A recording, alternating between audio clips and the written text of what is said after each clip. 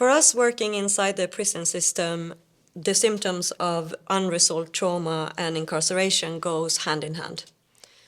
And many of the people we have in our classes and that we encounter weekly internationally are telling their stories about trauma. And many come from these backgrounds with complex interrelational trauma, developmental trauma, type 1 trauma, it's like multi-layered trauma, right? Without even being aware of it. So because when you grow up like that, that's your reality, right? So you don't seek treatment, and what is symptoms is your everyday life, so you don't even know that you're carrying this, right? Mm-hmm. And very commonly when we hear the stories is that, trying to deal with the symptoms of PTSD without reaching out for treatment or knowing that there is a treatment for what I'm suffering from can result into coping mechanisms that can be harmful for yourself, like drug addiction. And then all of a sudden you have to finance your drug addiction. So that can lead you, of course, into incarceration.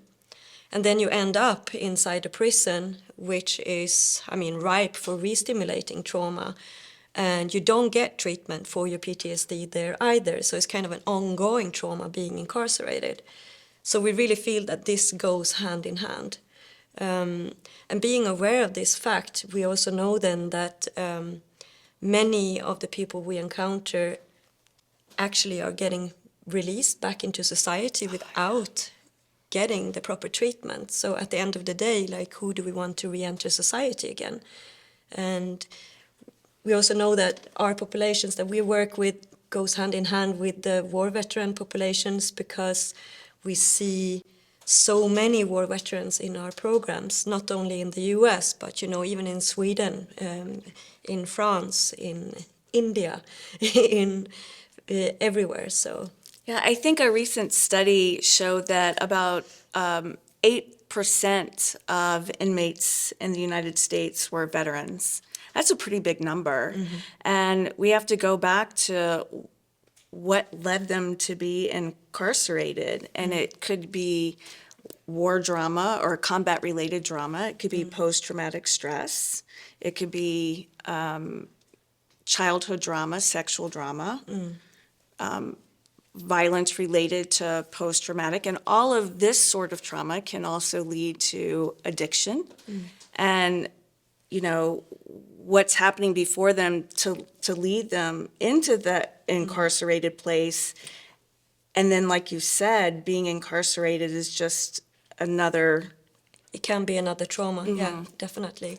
And it's even an expression, sexual abuse to prison pipeline, which is a really powerful statement. So the women I work with are... I see a difference from the men and the women facilities, what types of trauma they are carrying. So mostly the women's stories that I hear is the stories of sexual abuse and emotional abuse, and with the men, neglect and physical abuse, and how this is expressed in their different variations of behaviors and self-coping mechanisms. And I would also like to bring in the aspect of relationships, because I find that very important, because we are social beings, right?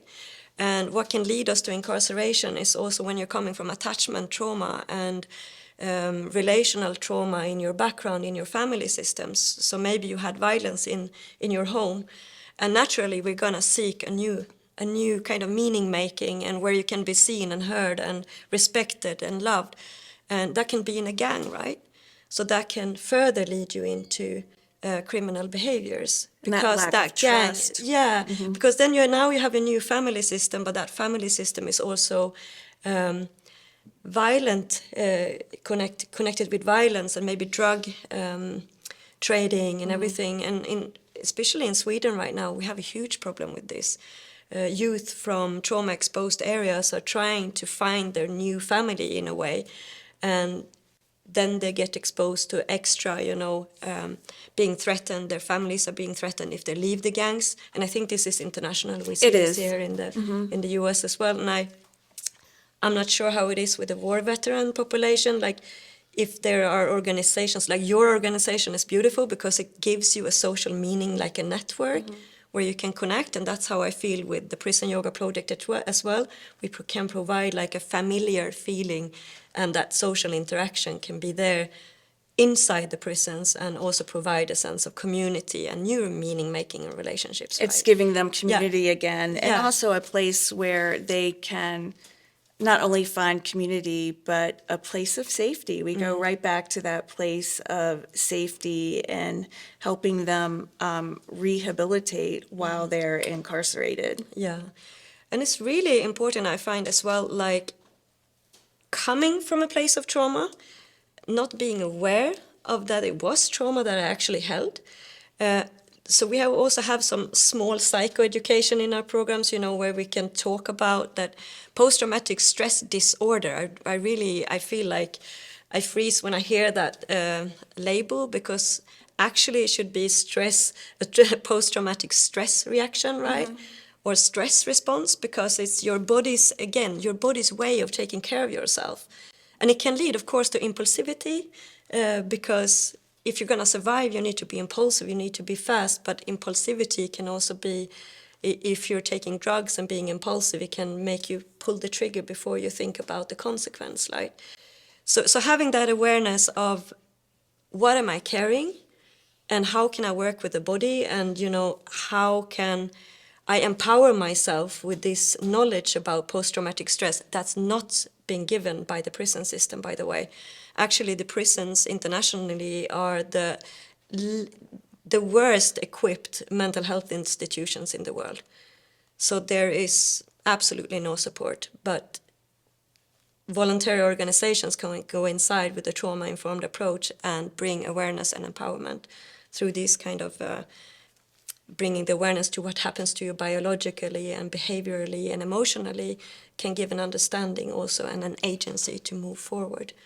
And I feel that is the purpose of your project as well, like providing that safety and providing that understanding, right? Trying to stop it before it gets to... Before you get to incarceration, yeah. So it's super important. Trying to make veterans or active duty aware prior to, because I also feel like when we're talking about PTSD, that I know when that phrase started being pushed around, if you will, that it was a stigma, that they didn't like to talk about it at first. They didn't want that on their records, of course. and it is definitely more widely talked about it and more widely accepted now for veterans and active duty military members to get help before it goes down the road to incarceration. Perfect.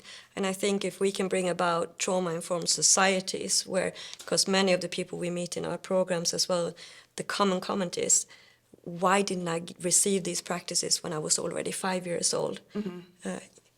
In kindergarten, my life would have looked so much different. And if I had this understanding already, then I wouldn't be here maybe today. That understanding.